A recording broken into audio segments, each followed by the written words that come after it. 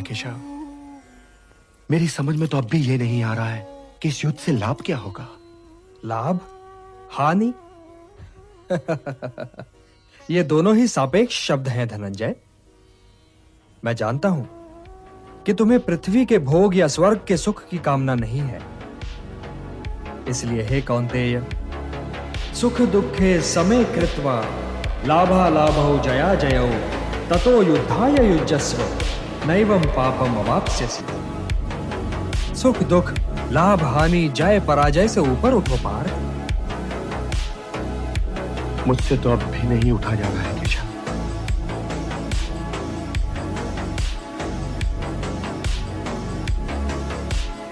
अब तक मैं तुम्हें ज्ञान और विवेक की दृष्टि से समझा रहा हूं पार्थ, जो जीवन के आर पार देख सकती है और सत्य की गहराई में झांककर उसकी अंतरात्मा का स्वर समझ लेती है।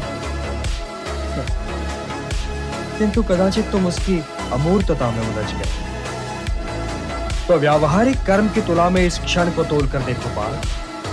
व्यावहारिक कर्म की दृष्टि से अपने कर्तव्य के विषय में निर्णय लो, तब भी तुम इसी निर्णय पर पहुंचोगे कि तुम्हारे लिए इस युद्ध में भाग लेना आवश्यक है।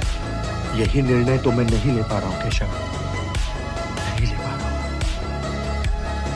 तुम ये निर्णय केवल इसलिए नहीं ले पा रहे हो पार्थ कि तुम इस क्षण को केवल व्यक्तिगत लाभ और व्यक्तिगत हानि की तुला में तोल रहे हो। यही तो मोह का बंधन है पार्थ, यही तो तुम्हारे शोक की जड़ है।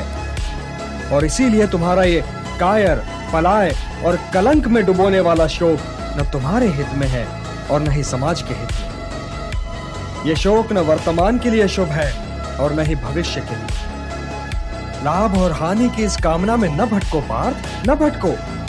केवल कर्म करो, कर्म। कर्म तो अपने आप ही में पुण्य है, पवित्र है और समाज के लिए कल्याणकारी भी है। कर्म तो स्वयं ही अपना फल भी है पार्थ। परंतु यदि तुम समाज कल्याण के कार्य में स्वयं अपना हित मिला लोगे तो तुम्हारा वो कर्म अशुद्ध और अशुभ हो जाएगा। इसलिए हे पार्थ, निष्काम कर्म के मार्ग पर चलो, क्योंकि कर्म फल तो तुम्हारे वश में है ही नहीं। इसलिए केवल कर्म करो और कर्म फल की इच्छा न करो। कर्मण्येवाधिकारस्ते मा फलेषु कदाचन मा कर्म फल हेतुर्भूः माते संगोस्त्वा कर्मणि। किंतु निष्काम कर्म कैसे संभव है वासुदेव? फल का ज्ञान ही तो कर्म करवाता है, और यदि दृष्टि फल से ही हट जाए तो कोई कर्म करेगा ही क्यों? कोई कर्म इसलिए करेगा पार्थ कि कर्म के बिना तो जीवन संभव ही नहीं। कुछ तो करोगे ही, या भोजन करोगे या नहीं करोगे, या भूखे को भोजन करवाओगे या नहीं करवाओगे, या युद्ध करोगे या नहीं करोगे। तुम्हारे पास तो केवल यही विकल्प है कि तुम क्या करो या क्या ना करो। परंतु परिणाम तुम्हारे वश में नहीं है पार्थ। कर्म फल तुम्हारे वश में नहीं है। तुम्हारे अधिकार की सीमा इस विकल्प पर समाप्त हो जाती है कि तुम युद्ध करोगे या नहीं करोगे।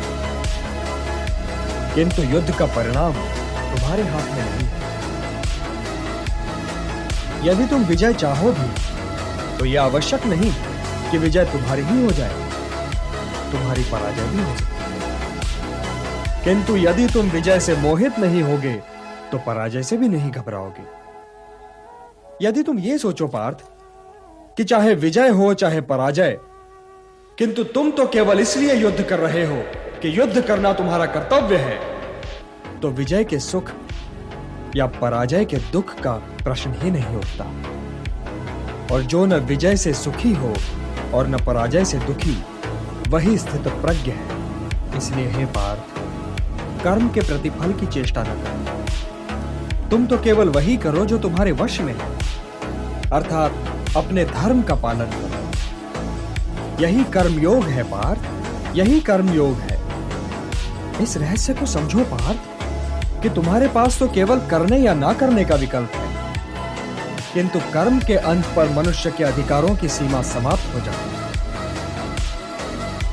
कर्म का परिणाम मनुष्य के वश में नहीं है। तुम सर्वश्रेष्ठ धनुर्धर हो, परंतु यदि तुम्हारा आखेट तनिक भी इधर से उधर हो जाए तो तुम चूक जाओगे।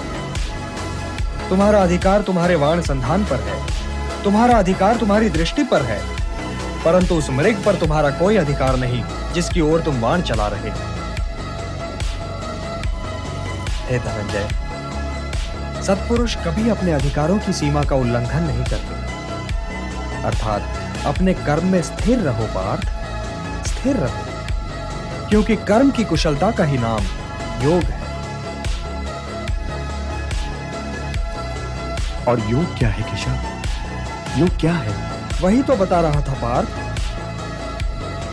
योग कर्म का कौशल है, मोह का त्याग कर्म का कौशल है, मोह से मुक्त होकर अपने कर्तव्य का पालन करना कर्म का कौशल है, सफलता और असफलता दोनों ही में समान रहना कर्म का कौशल है।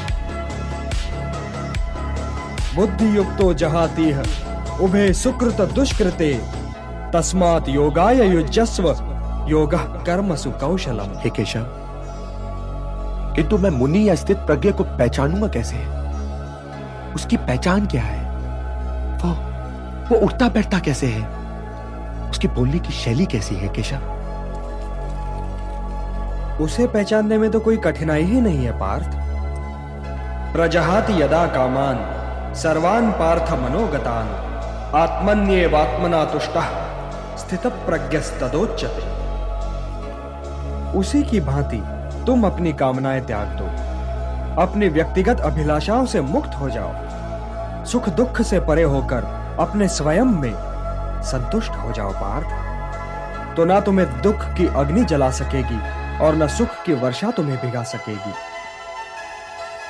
हे पार्थ, स्थित प्रज्ञ वो मुनि है जो सुख और दुख दोनों ही में समान भाव रखता है और कोई उसका यह संतुलन तोड़ भी नहीं सकता।